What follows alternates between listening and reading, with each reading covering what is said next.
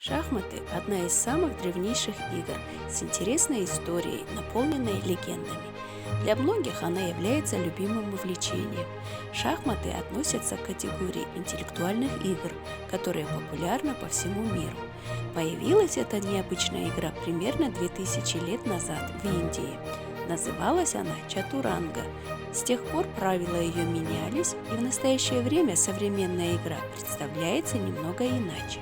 В нашей школе в 2020 году с помощью спонсоров был организован шахматный уголок, где учащиеся школы под руководством учителя физической культуры Каримова Рената Жаудатовича учатся играть в шахматы.